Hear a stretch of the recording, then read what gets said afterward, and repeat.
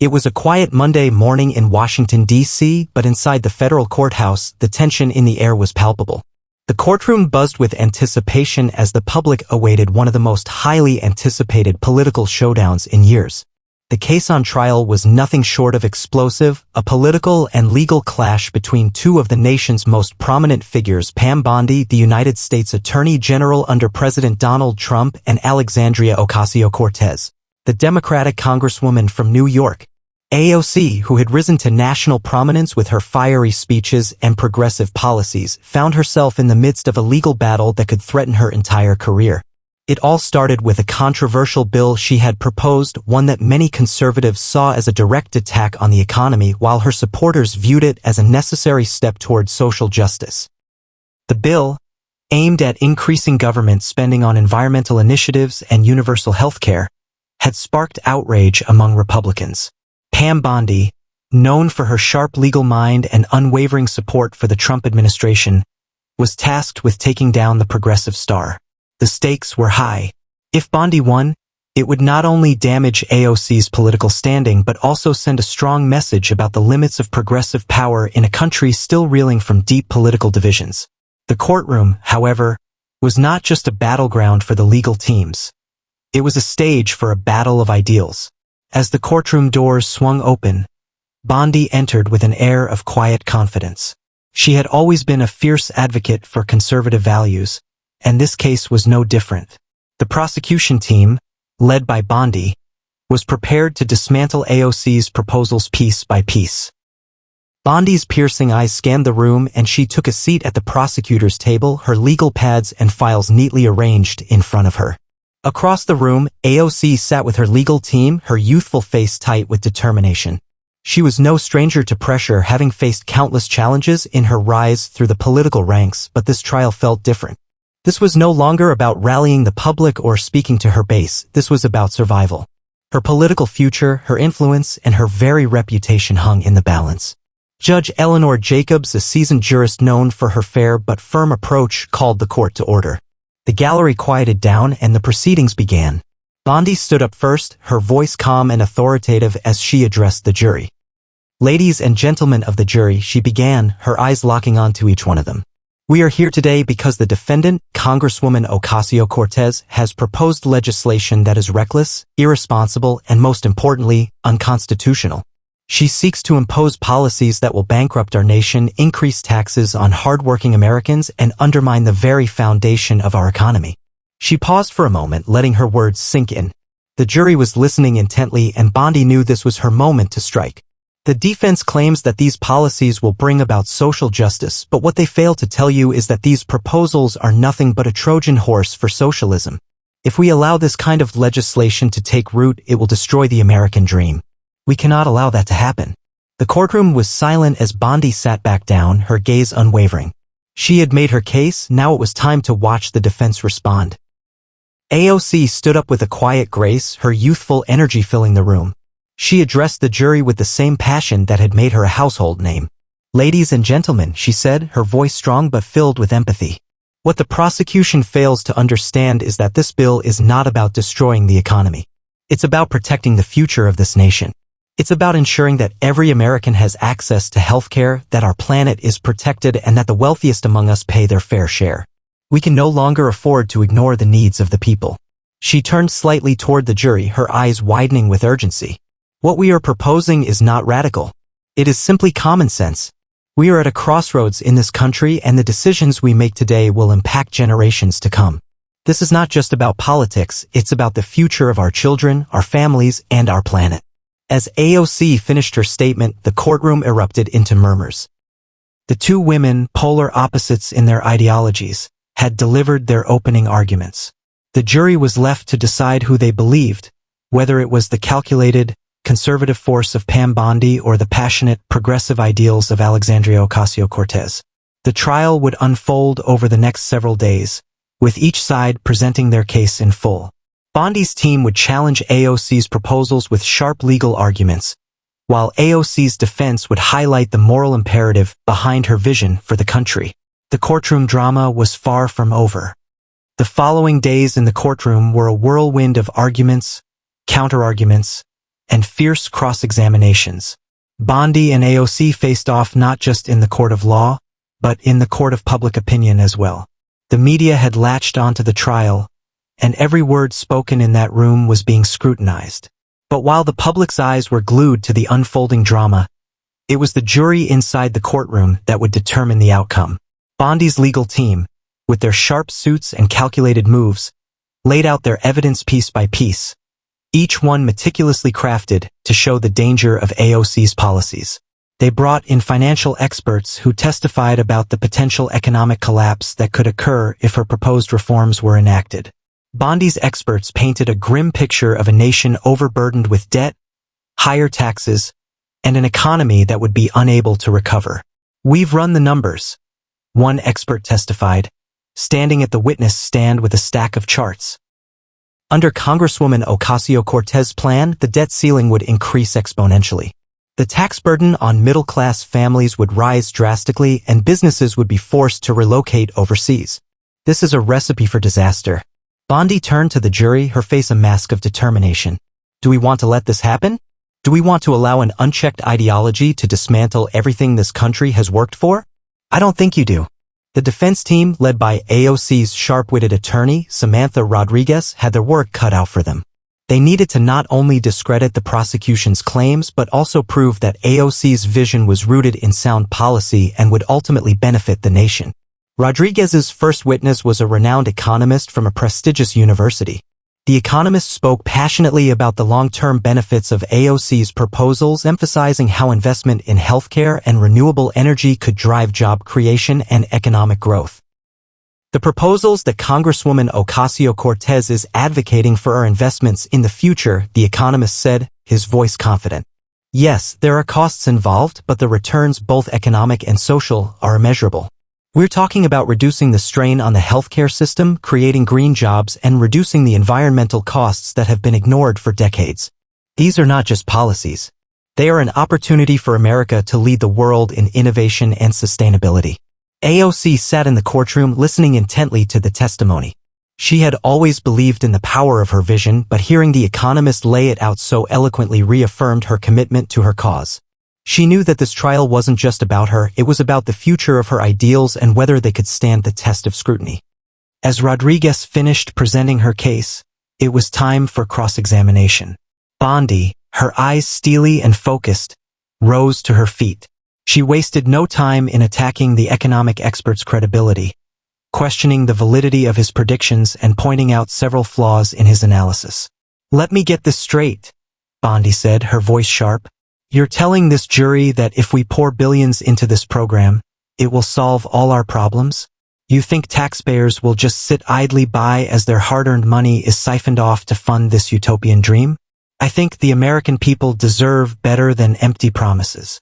The economist hesitated for a moment, but Rodriguez quickly intervened. "The truth is that the investments we make now will save money in the long run," she said, turning to the jury. "We are facing a climate crisis and a healthcare crisis. We cannot afford to ignore these issues any longer." Bondi's eyes narrowed as she responded, "You want to change the world, but at what cost? Will the American people be able to afford this change? And more importantly, will they even survive it?" The tension in the courtroom was rising. Each side was digging in, determined to prove that their vision for the country was the right one. But as the days went on, it became clear that the battle was no longer just about policy, it was about the soul of America. During the cross-examination of the next witness, Bondi had another opportunity to strike. The witness was a former politician who had once supported AOC's policies but now, after witnessing their effects in the real world, had come to regret his stance. He painted a bleak picture of communities hit hard by job losses and rising costs. "People are hurting," the witness testified, his voice heavy with emotion. "They believed in these policies, but they never saw the benefits. They're out of work and their families are struggling. I can't stand by and watch this happen." Bondi turned to the jury, her expression one of sympathy, but her words were firm. "Ladies and gentlemen, this is the reality of what we're facing. People who trusted these promises are now living in despair. This is what happens when radical policies go unchecked. This is what happens when ideology blinds us to the practical needs of the people. AOC's defense team braced themselves for the next wave of attacks. But AOC herself was not backing down. She had always known that this would be a tough fight, but she was more determined than ever. As the courtroom drama unfolded, AOC's conviction only grew stronger. She knew that this was a defining moment for her and for the movement she represented. The trial had entered its final stages and the tension in the courtroom was palpable. Every day, the proceedings grew more heated, with each side trying to land the decisive blow that would sway the jury in their favor. Pam Bondi had been relentless in her cross-examinations and AOC had not backed down, but it was clear that the scales were beginning to tip in unexpected ways. It was on the fourth day that a critical piece of evidence surfaced, one that would shift the entire narrative of the trial. The defense had brought forward a series of letters from prominent business leaders, all expressing support for AOC's policy initiatives. These leaders, some of the wealthiest and most influential figures in the country, argued that AOC's plans to shift the economy toward green energy, affordable healthcare, and higher wages would create a stronger and more sustainable economy in the long term. However, Bondi was ready for this. As the letters were read aloud in court, she stood up with an air of calculated calm. These business leaders, she said, are either blinded by their own ambition or willing to turn a blind eye to the consequences of these policies. We've already seen what happens when regulations and taxes increase. Businesses flee, jobs disappear, and families are left in the lurch. But just as the case seemed to be nearing its conclusion, something unexpected happened. The defense presented a surprise witness, someone who had been pivotal in shaping AOC's proposals. The defense team called upon a former advisor to AOC, Dr. Evelyn Carter, an economist with years of experience in policymaking. Dr. Carter stepped into the witness box with a quiet confidence, and as she began to speak, the courtroom fell into an intense silence. Ladies and gentlemen of the jury, Dr. Carter began, I was present during the early stages of Congresswoman Ocasio-Cortez bill development. I can tell you firsthand that her vision is not about destroying America's economy. It's about transforming it into something that is fair, sustainable, and just. These proposals aren't just theories, they are practical solutions to real problems. The kind of problems that this country has been ignoring for too long. Bondi, her brows furrowing, immediately stood up to cross-examine. You're telling the jury that what we need is more government intervention? Bondi asked, her voice sharp. More taxes, more regulations? Is that what you think will solve America's problems? Dr. Carter didn't flinch. Yes, she replied, her voice unwavering. But more than that, it's about addressing the root causes of inequality and climate change. What we have been doing for the past several decades hasn't worked. These problems have only worsened. A new approach is needed. Bondi was quick to counter, a new approach that will cost the American people their jobs, their businesses, and their financial security. We cannot afford this. What you call a new approach, I call a dangerous gamble. The defense, however, wasn't finished. They presented a series of independent studies conducted by university researchers and environmental groups. These studies showed that AOC's policies, if implemented, would actually create millions of new jobs in renewable energy, infrastructure, and healthcare. The findings were compelling, so much so that even some of the jurors were starting to look more thoughtfully at the evidence. It was then that AOC herself took the stand. As she rose to speak, the courtroom was still. She was calm, her posture straight, but there was a fire in her eyes. This was her moment. She began by acknowledging the magnitude of the situation, but she quickly made it clear that she was unshaken by the pressure. I know what's at stake here.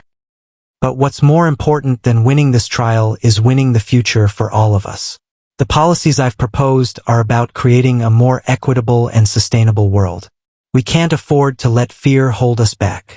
Bondi had expected AOC to come out strong, but the power of her words had an impact. There was no denying AOC's belief in her vision. But it was her final words that resonated the most. I didn't come into politics to play it safe, she continued. I came into politics to challenge the status quo, to fight for those who have been forgotten by the system. And I know that what we're asking for is bold, but it's also necessary. We have to make a choice. We can keep doing the same thing we've been doing for decades, or we can make a change. A real change.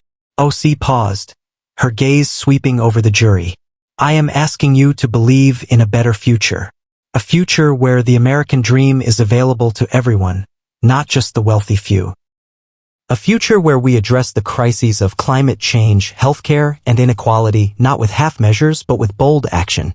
The courtroom was silent for a moment as AOC's words hung in the air. Pam Bondi stood up to cross-examine, but there was a new level of respect in her eyes. She wasn't just facing a political opponent, she was facing a movement. "You've talked about the future, Congresswoman," Bondi said, her voice steady. "But what about the present? What about the people who are struggling right now? Can they afford to wait for your promises to become reality?" AOC's answer was simple: we cannot keep putting the future on hold. We have to act now. And that means making tough decisions today to secure a better tomorrow. The jury was listening. Bondi could see it in their eyes. The weight of the case was settling in. This wasn't just about legal arguments, it was about the future of the country. The decision that would be made in that courtroom could shape the course of American history. The trial had reached its final stage, and the weight of the decision was heavier than ever. The jury was now sequestered, deliberating behind closed doors. Outside the courtroom, the media had descended, analyzing every word, every move, every moment of the trial. The public, too, was watching with bated breath. The outcome of this case would have far-reaching implications, not only for AOC and Pam Bondi but for the entire nation. Inside the jury room, the mood was tense. 12 jurors sat around a wooden table, their minds racing with everything they had witnessed over the past week. Some were still uncertain about how to approach the complexity of the case. Others, however, had already made up their minds. The stakes were high, and the decision they would make could shape the future of American politics. Juror number 5, a middle-aged woman named Linda, was the first to speak. She had been quiet for most of the trial, but now, she couldn't hold her thoughts back any longer. "You know, I've been thinking about what AOC said when she testified. She wasn't just talking about policy. She was talking about real people. People who are struggling every day to make ends meet. I don't know if I agree with everything she's proposing, but I do believe that something needs to change." Juror number 8, a man in his 40s named Frank, furrowed his brow. "I get that, but the thing that stuck with me was all the evidence about what happened in other places where similar policies were tried. People lost jobs. Businesses shut down. I don't want that for America. I want to protect the American dream." Linda nodded thoughtfully but countered. "But are we really protecting it by sticking to the same old system? We've tried things that way for decades, and it's not working. We have to take risks if we want to move forward." Another juror, number 2, a young woman named Maria, joined the conversation. "I feel torn. AOC's policies sound like they could work in the long run, but what if we're wrong? What if it does more harm than good? And then there's Bondi. She's arguing for stability, but is it really enough? Can we afford just stability, or do we need to do more?" The room was divided, with some jurors leaning toward AOC's vision of a transformative future, while others felt more secure with Bondi's call for caution and protecting the status quo. The deliberations stretched on for hours, with each juror presenting their points of view, weighing the evidence, and questioning what was at stake. Linda, however, was beginning to have doubts about her initial sympathies toward AOC. The testimonies from Bondi's witnesses were hard to ignore, especially the financial experts who painted a bleak picture of the potential fallout from AOC's policies. Linda couldn't shake the thought of what would happen to the average American worker under these plans. Would they truly be better off, or would the burdens of higher taxes and job losses prove too much? Finally, juror number 9, a retired military veteran named Bill, broke the silence. "Look, I think we all agree on one thing. We want what's best for the country. But the question is, what does best look like? Is it a system that puts our economy at risk to chase ideals that may not be sustainable? Or is it a system that holds the line, protects what we've built, and ensures we're not making decisions that could destabilize everything?" Bill's words seemed to hit a chord. The jury room grew quieter as they considered the weight of what he said. There was a clear divide, but Bill's military background gave him a sense of pragmatism that resonated with many in the room. "We need to think about the here and now," Bill continued. "We're in a time of uncertainty.